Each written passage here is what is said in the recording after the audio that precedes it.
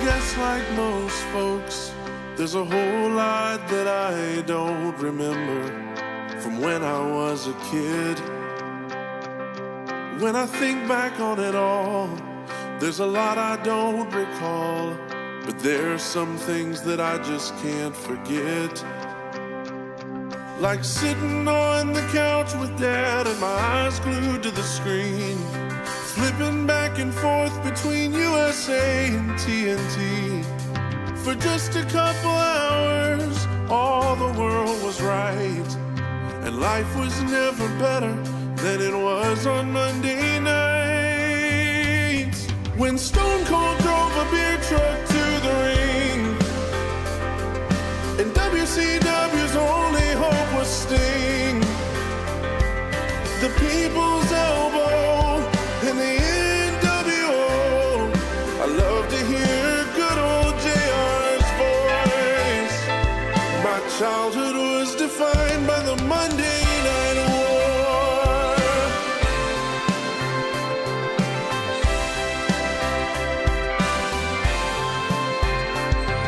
If I close my eyes, I can still see the night that Goldberg beat Hogan in the Dome.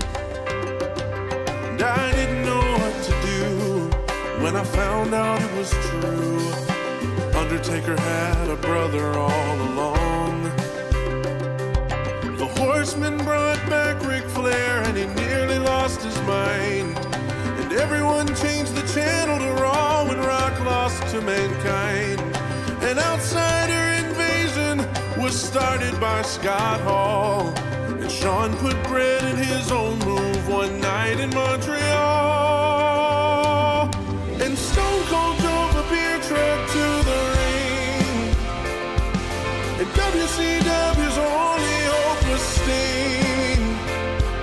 The People's Elbow and the NWO, and DX drove a tank to Nitro's door.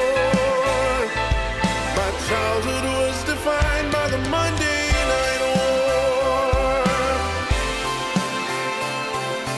Life goes by fast, and you're grown before you know it. So many legends have left us, like China, Eddie, and Owen. But even though I'm older now, the memories bring a smile. And when a hard day comes my way, my mind just hits rewind.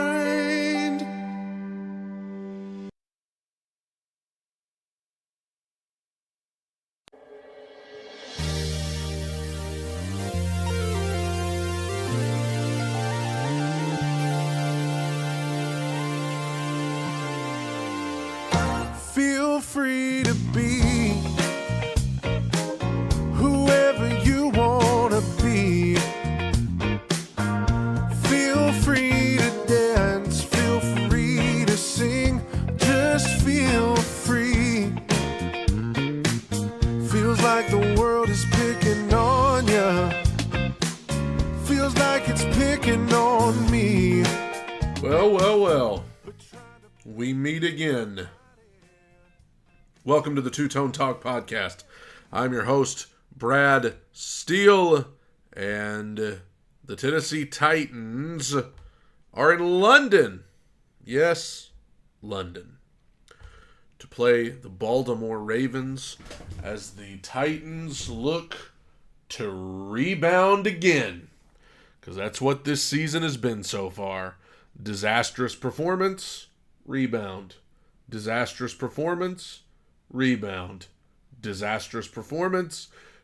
Can they do it again? This time in London against a very good Ravens team. I know the Ravens didn't look good last week, but a very good Ravens team. Can they do it again?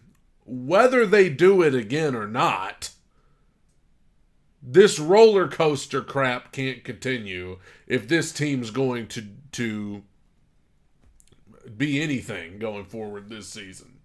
You have got to be able to string together some wins. Not win-loss, win-loss, win-loss, win-loss.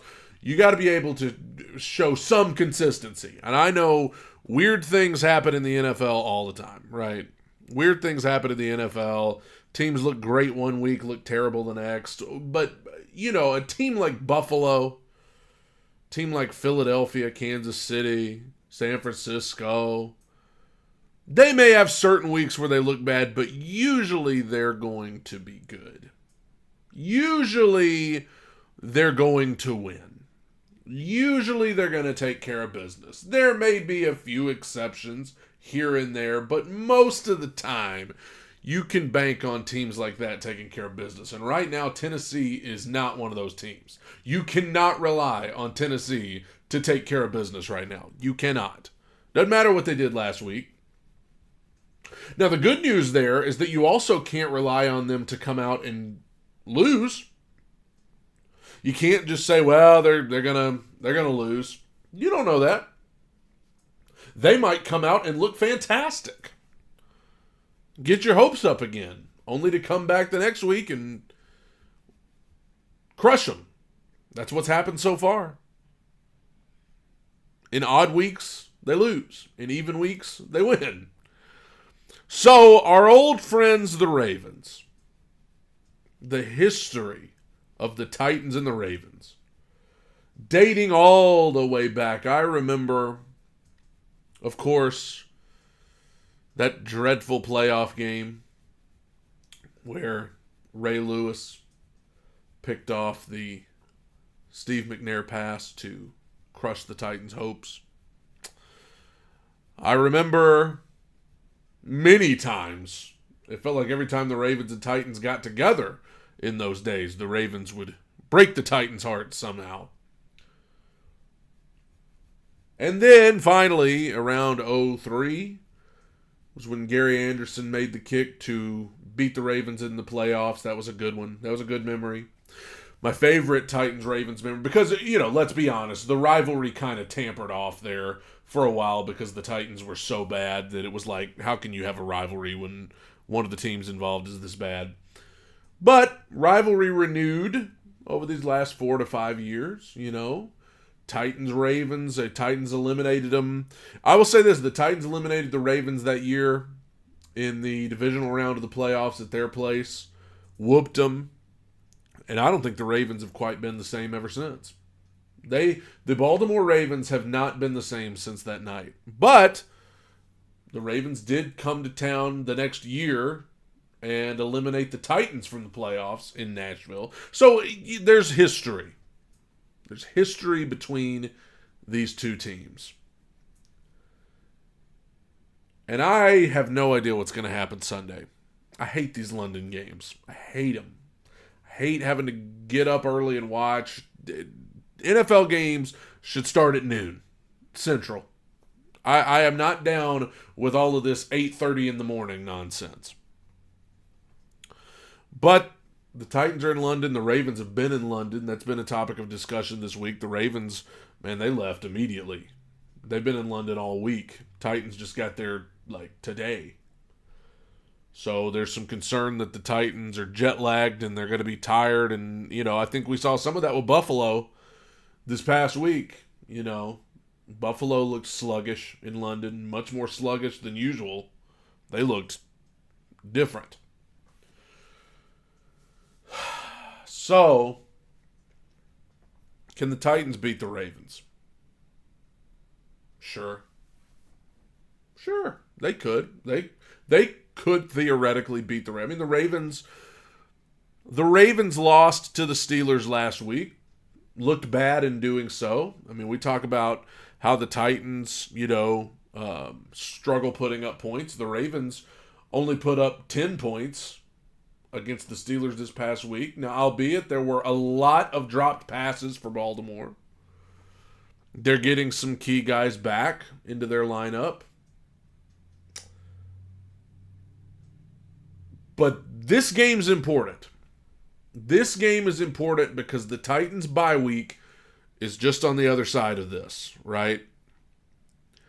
And if you win, you go into your bye 3-3, and you're feeling kind of encouraged, right? If you beat Baltimore on Sunday, you're feeling kind of encouraged. You're still worried about the inconsistency, but at least you go into the bye feeling encouraged about this team and what they can do when they come back from the bye. But what happens if you lose? What happens if you lose? You go into your bye 2-4, coming off of 2 straight losses. Then you have a week off. Do you have any changes made? We've talked about this before. The Titans don't have a lot of draft capital to make a big trade. The Titans just don't, they don't have, they're not in a position to really give up stuff in the draft. People will say, depending on what happens Sunday, do you explore a trade for a guy like Derrick Henry? Man, I don't want to do that, but maybe that's just me feeling attached to Derrick Henry because of what he's done for this organization. I don't want to trade Derrick Henry, but, there's going to be people talking about this if the Titans lose. You guarantee it. If the Titans lose Sunday in London, then they go into the bye at 2-4, there are going to be people talking about trading Derrick Henry. But here's why. If the Titans are competitive Sunday, okay, if they lose close, they put up a good fight and just come up short at the end, I don't think they're going to make any changes at all. I really don't. I think they're going to come back from the bye. And listen, they play Atlanta when they come back, and the Falcons are good. They're gritty. But the Titans can beat the Falcons. I'm not saying they would. I'm not saying they will. But the Titans can beat the Falcons. Then they go on the road to Pittsburgh for a Thursday night game. Steelers are probably better than I thought, but the Titans, you could see them beating the Steelers. I'm not saying the Steelers are bad. I'm not saying the Titans would or will beat them. I'm just saying you could imagine that. You could imagine the Titans beating the Steelers. That's not too far-fetched. Then the Titans play the Bucs, and I know the Bucs have gotten off to a much better start than people thought, but I think we're all kind of waiting on the Bucs to come down to earth. So theoretically, yeah, you could maybe see the Titans beating Tampa Bay. You could see that. You got Jacksonville. There's your big one. Got to play Carolina. You could absolutely see the Titans beating the Panthers. Play the Colts again. I mean, as bad as the Titans looked the other day, they had their chances against Indianapolis. So you could see the Titans maybe beating the Colts when they play them in Nashville. Miami, that's going to be tough. Houston, you could see Tennessee beating Houston. Not saying they will. Not saying Houston's bad. Just saying that's a game you could theoretically see that happening. Got to play Houston twice. I mean, they've only played one division game. So when you come back from this bye, even if you're 2-4, you still feel like you've kind of got everything in front of you. You've got 2 games against Houston. You've got 2 games against Jacksonville. You've got another game against Indianapolis. So you can salvage your division stuff right there. You've got winnable games against teams like Carolina and Atlanta and Pittsburgh and Tampa Bay. I'm not saying any of those teams are bad. I'm not saying I'm just writing any of those teams off. I'm not saying I'm chalking any of it up as a win. I'm just saying the Titans don't have to come back and play Buffalo and Kansas City and Philadelphia and San Francisco. Like, if that were the schedule coming back from the bye, then it's curtains, right? This thing's over. But the Titans have a schedule that, you can see them maybe making some noise. When I say making some noise, I mean they can win some of these, right? So I think even if the Titans lose, especially if they lose competitively to the Ravens, you still, from the Titans' perspective, from Mike Vrabel's perspective, we've still got everything in front of us when we come back. Now, whether you and I as fans believe they can do enough to make anything of this season, that's still yet to be seen, I'm sure. But from their perspective, even if you go into your bye 2-4, especially if you're competitive with Baltimore on Sunday, you're going to come back still feeling like with Tannehill and Henry and the gang, you can still, make some noise. I have seen teams, because you can just get ready for this. If the Titans lose, let's just say they lose Sunday, it's 2-4. You're going to start seeing the comparisons from Titans fans. You're going to start seeing those comparisons of, remember in 2019 when Marcus was the starter and we started 2-4, and then we went to Tannehill and we ended up going to the AFC title game? Can history repeat itself? Should we bench Tannehill and go with one of these other guys? It is not the same thing. It is not the same situation at all. Ryan Tannehill was a veteran backup who could realistically come in and give you some good production. That particular season, he probably outperformed what you thought he was going to do. But still, Ryan Tannehill was a veteran who knew the ropes, knew what he was doing. I don't imagine that Malik Willis or Will Levis is exactly in that same position right now. We haven't even hardly seen Will Levis on an NFL field. So I don't think either one of those two guys are necessarily ready to come in and take the reins and let's do this. I could be wrong. I hope I'm wrong. But it's not the same situation as Tannehill in 2019. It's just not. It's not.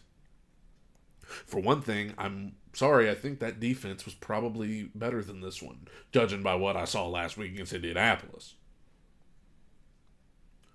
Now, if the Titans get killed Sunday, if they get mauled, then the conversations get even more interesting. It's one thing to lose in London competitively, but if they get absolutely slaughtered,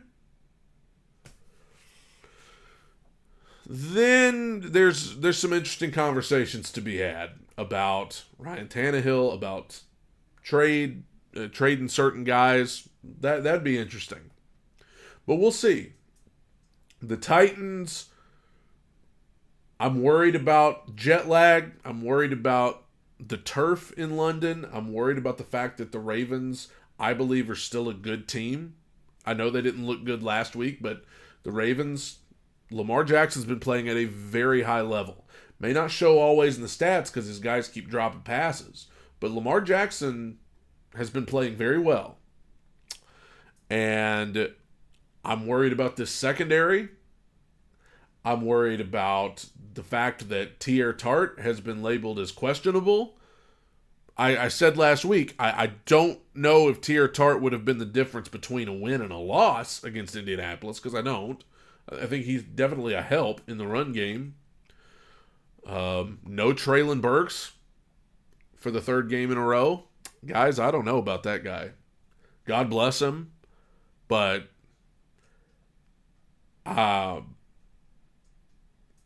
I consider me very skeptical at this point. The injuries, and even when he's in there, the drops, the lack of production. I know people say it's still early in his career, and I understand that. I'm not saying I'm totally giving up, but I'm very worried about that. I think a Molden is out, so there's a secondary player who's out. I'm worried about Christian Fulton after what I saw, not just against Indianapolis, but so far this year. I'm worried about him. I am concerned about this matchup. And I'm concerned about whether or not the Titans can put up points. And listen, you know why I'm concerned about that, because it's a miracle when they get to 20 points in a game. I'm sick of this, man. I am so sick of feeling like, we're lucky to, we get to 27 points and it's like, whoa, 27? We're putting up the points today. I'm sick of that, man. And I think the Titans need to be aggressive. They need to be aggressive in the red zone. Listen, they were horrendous in the red zone last week. It was the difference in the game. That, along with the horrendous defense, but you can't settle for field goals. Cannot settle for field goals. As great as Nick Folk is, listen, sometimes you got to settle for field goals. I understand that. You're not going to score touchdowns every time you get down there, but you should sometimes. I heard Travis Kelce the other day on the Kelsey Brothers podcast, he said he considers it a failure if you don't get a touchdown. If getting a field goal is a failure. Settling for 3 is a failure. And if that's the case, this Titans offense fails a lot. I just realized I'm wearing purple on Ravens week. Can you believe that? For those of you listening, maybe not watching the YouTube stream, I'm wearing it's a Lakers shirt, but there's purple. How am I going to wear purple on Ravens week? Goodness gracious. How about the 32-1 two-tone talk power rankings? This is based on my belief. This is based on how I see it. And this is getting harder and harder every week because of teams that look great and then look terrible and then look great and then look terrible. You got bye weeks that are factored in now. Let's do it. The bottom 3 we're starting with here. At a number 32, of course, it's the Carolina Panthers, the only winless team left in the NFL. Those poor Panthers, man, they got a long way to go. They got a long way to go. So the Panthers are in the bottom 3 again.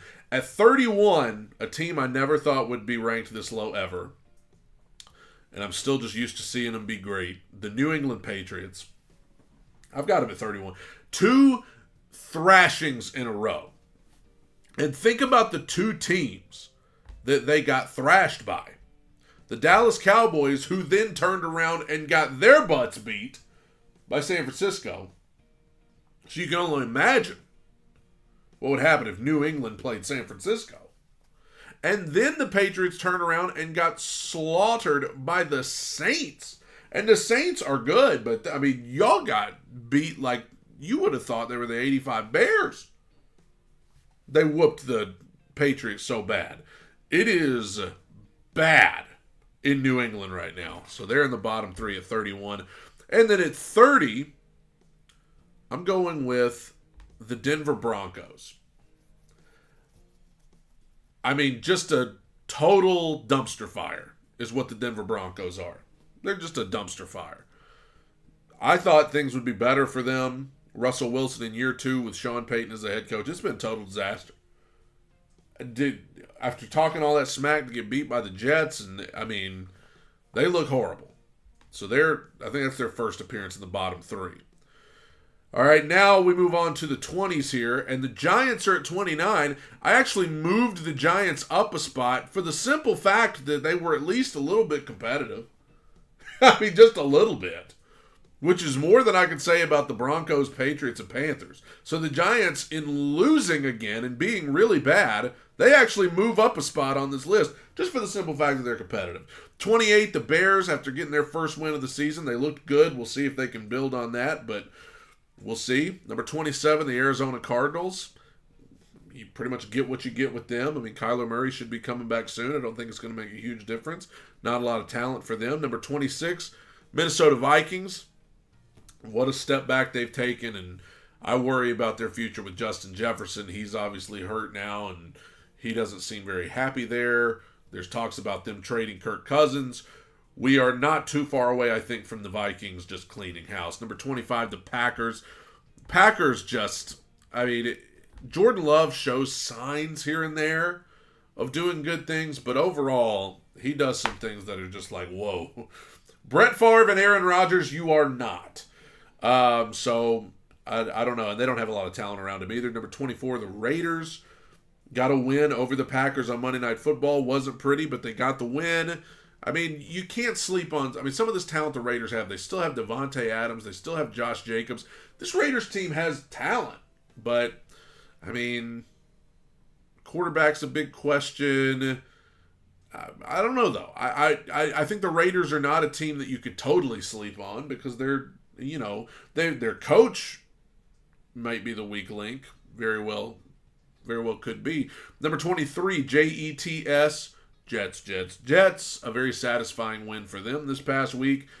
And, hey, it's maybe, I mean, Zach Wilson would be easy to root for at this point if the Jets can get it together. Number 22, the Rams. Tough loss to the Eagles, but I mean, they hung in there. That's kind of what the Rams are going to do. They're a good team. They're going to hang in there, especially against those heavyweights like the Eagles. They made it interesting, but just Eagles had too much firepower. But the Rams are pretty good. Number 21, the good guys, the Tennessee Titans. Got them at 21. I don't really know. I mean, this is just kind of where they live on this list because I don't know what to make of them because they look like they could be in the bottom 3 one week and then they look like they could, be a good middle of the pack team sometimes. But for right now, they land at 21 and I don't know what to make of them, just like you guys. Let's keep going to the other side of the list here. Number 20. I've got the Washington Commanders. Tough. They lost 2 games within 4 days last week. So that's kind of tough for them. Hard to come back from. But the Commanders, I'm not giving up hope on them. I had them as a playoff team in my preseason predictions for the playoffs. I'm going to keep that for now. I think the Commanders, they've still got some grit, some heart. I think they were just wore out from that Eagles game when they played Chicago. But I got the Commanders at 20. Houston Texans at number 19. Texans, who still, I worry about C.J. Stroud. He looks very good. And the Texans look much better than I thought they were going to be. Took a tough loss to the Atlanta Falcons at the end of the game. But this Texans team is not the Texans team that we've seen the last couple of years. They're going to be very competitive. And they're going to get some big wins down the line. And they're not an easy out at all. Number 18, our friends in Indianapolis, the Colts, who just beat us last week. With backups at the key positions. I mean, obviously, I think Gardner Minshew is going to be their guy for the foreseeable future, and they can win games with him. I mean, they can win games with him. Zach Moss is playing well, and the only thing about that is the Colts may end up regretting paying Jonathan Taylor because Zach Moss may be their guy. But the Colts and Texans, unfortunately both, probably better than I thought they were going to be. Number 17, the Steelers. Speaking of teams that are better than I thought they were going to be, the Steelers are in first place in their division right now against all odds. So we'll see what happens going forward. I don't know if the Steelers are good enough to win that division, like in the end, but they're gritty and they're tough. They're playing tough now. Number 16, the Atlanta Falcons. Got back on track with a win over Houston Sunday with the last-second field goal. I'm still not a big believer in Desmond Ridder, but Falcons, I say it about them all the time. It ain't ever going to be pretty, but they make it happen. Number 15, the Saints. They are the definition of a middle-of-the-pack team, I think, to me. Not much you can say about it. I mean, Derek Carr is who he is, and, they're, I guess through defensive play and getting enough talent around him when Kamara comes back and things like that, maybe they can make him look better than he is. Number 14, the Browns. They're coming off of a bye. So, the Browns, I had them at 14 last week. I'm going to keep them at 14. I think, they looked bad in their last outing because they didn't have Watson, but because of their defense, and if they can, if Watson can get back and play at the level he did against the Titans, we'll see. But the Browns are at 14. Bengals at 13. So could the Bengals start getting this thing together? They beat Arizona last week. Is that kind of the beginning of Cincinnati figuring it out and going on a 13-game win streak? We'll see. For right now, I got them at 13. They looked more like the Bengals on Sunday, so we'll see. Maybe getting their teeth kicked in by the Titans was the wake-up call they needed. Number 12, Tampa Bay. Tampa Bay was on a bye this week, but, the Bucs have exceeded expectations. 3-1. We'll see if they can continue rolling, but for right now, I got them at 12, which is way higher than I would have ever thought they would be on this list. Number 11, the Titans' opponent Sunday, the Baltimore Ravens. The Ravens have consistently been a top 10 team on this list, but they drop out because they did look bad Sunday. Lost to Pittsburgh in a very important game in their division, and wide receivers really let their team down on Sunday. So the Ravens are at number 11, and now we get to the top 10. Some of this you guys are probably going to disagree with, but at number 10, I'm going to keep the Chargers there. The Chargers are coming off of a bye. They're 2-2. I just think at the end of the day, because of Justin Herbert alone, I know there's questions about their head coach, but because of Herbert alone and how good he can be, they've got talent on offense. I'm very skeptical about whether they will continue to be a top 10 team on this list. But, I'm going to hesitantly put the Chargers at 10. Number 9, as we continue to climb up the top 10, we've got the Dallas Cowboys. I had the Cowboys, I think, in the top 5 last week. Drop them to number 9 here. They got their teeth kicked in by the 49ers in prime time. They got embarrassed. They got humiliated, and it is gut check time for the Dallas Cowboys to see how they're going to follow that up because they got embarrassed. I still have them at 9. I'm not going to totally drop them off the face of the earth here, but they dropped down this list. Like I said, they were a top 5 team last week. Moving on to number 8, I hate to have them here, but I have got the Jacksonville Jaguars at number 8. Had them, I think, at 12 last week, so they climb into the top 10. Any way you slice it, you could talk about Buffalo's injuries. You could talk about being sluggish in London, something I'm afraid is going to happen to the Titans Sunday. But the Jacksonville Jaguars beat the Buffalo Bills on Sunday. They held the Bills to 20 points. Bills couldn't get anything going, and the score is not even indicative of how much Jacksonville, unfortunately, dominated that game. So that moves Jacksonville into the top 10, number 8. We'll see. I still don't think they have lived up to the expectations, but it's early. They're 3-2, and unfortunately, they are still, in my opinion, the team to beat there in the AFC South. Number 7, the Seattle Seahawks. I do worry that this is a little high for Seattle, and they're coming off of a bye.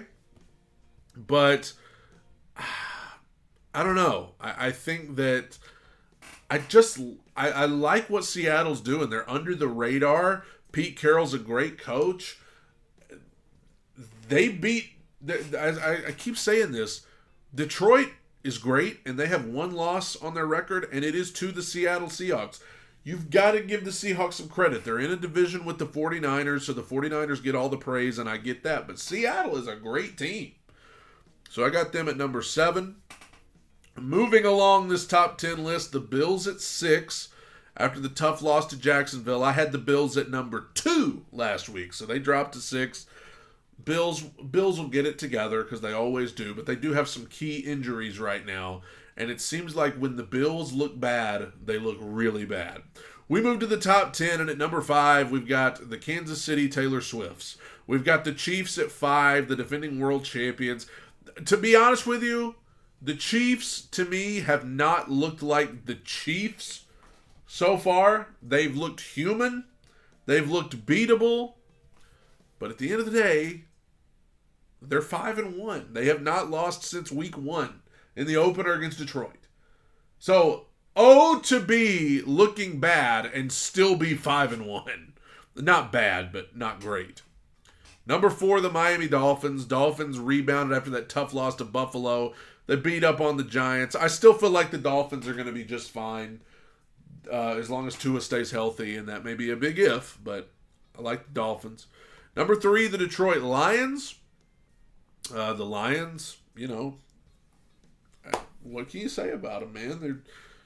They have all the momentum. I wouldn't want to play them if my life depended on it right now. The Lions look so good. And Jared Goff is a top 10 quarterback right now, and he may be top 5.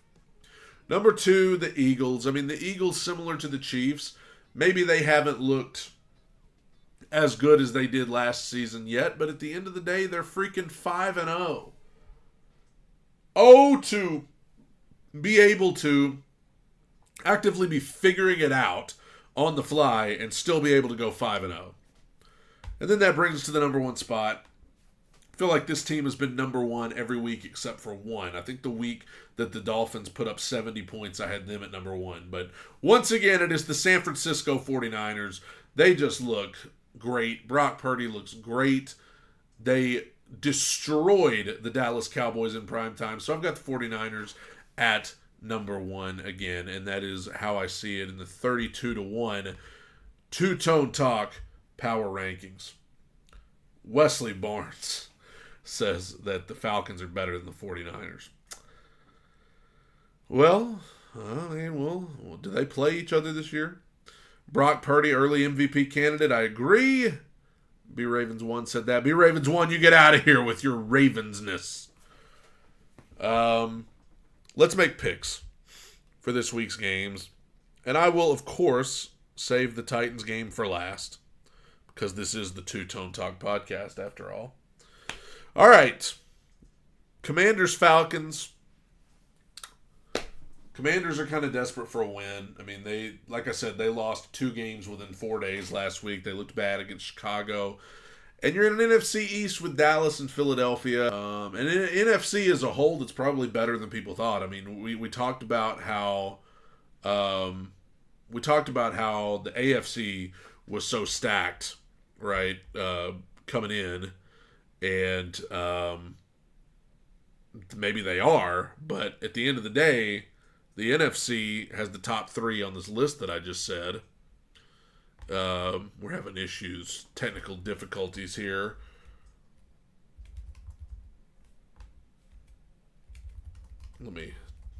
Bear with me if you're listening on Spotify.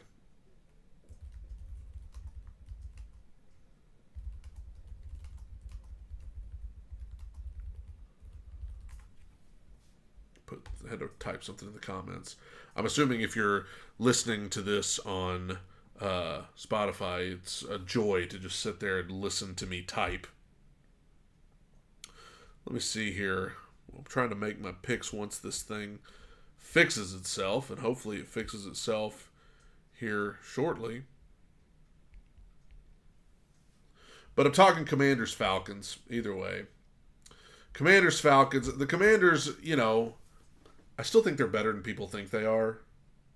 I still think that they can make some noise in the NFC as a wild card team. So I don't know. I mean, Atlanta got a big win last week. I'll go with the Falcons. I'm going to go with the Falcons to beat the Commanders. Low scoring game. But give me the Falcons in that one. Moving on here. Seahawks, Bengals. Ooh, if the Bengals win this one, look out. Because this could be their way of really bursting back onto the scene here. Looks like the internet connection has worked itself out, by the way. And of course, we reach our highest viewership of the live stream while the, stream is having trouble with the Wi-Fi. So isn't that how it goes? For those of you that missed some of what I said there, I picked the Falcons in a low-scoring close game to beat the Commanders. And now I'm picking Seahawks-Bengals. If the Bengals win this one, I think they're back. Because Seattle, as I said, I have them as a top 10 team.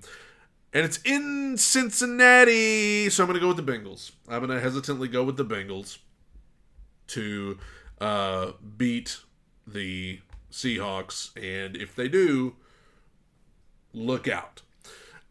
Colts, Jags, can they both lose? Can they just beat each other to death? Can they just beat each other senseless? It's in Jacksonville. I think the Jags already beat the Colts once in week 1. I'm going to say I'm sorry. I'm going to go Jacksonville. I was looking at Indianapolis stats here. I'm going with Jacksonville. I think that Indianapolis is gritty and they'll put up a good fight against most anybody. I think Minshew's return to Jacksonville, he'll perform well, but at the end of the day, Jacksonville feels like they're kind of getting it going. So I'll go with the Jags over the Colts.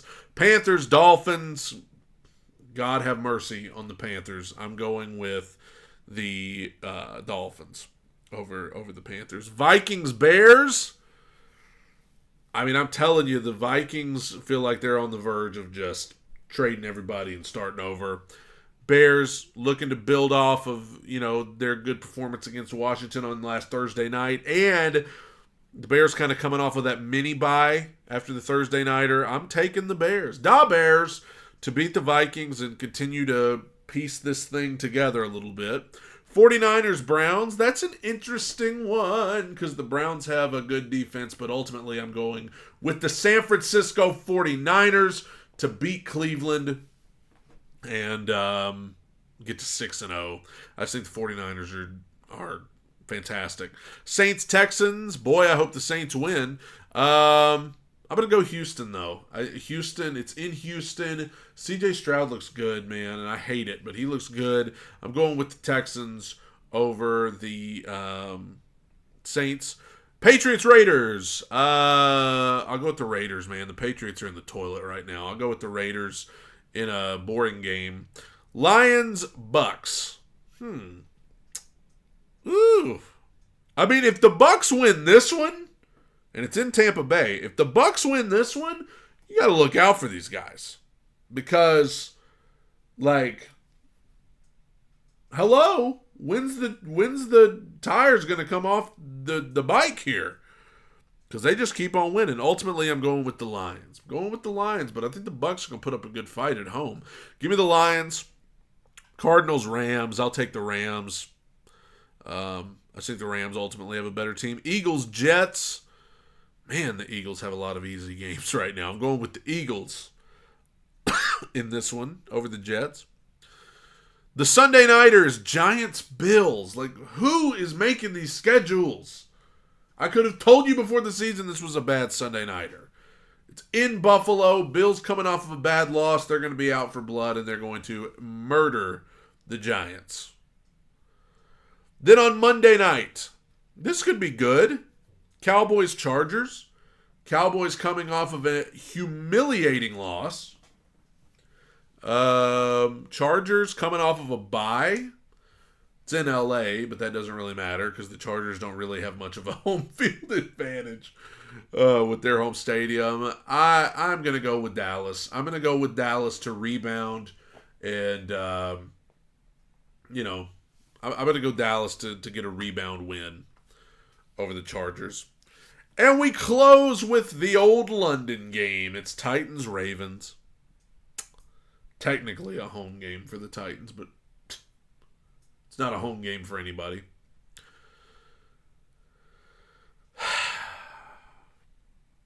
You know what?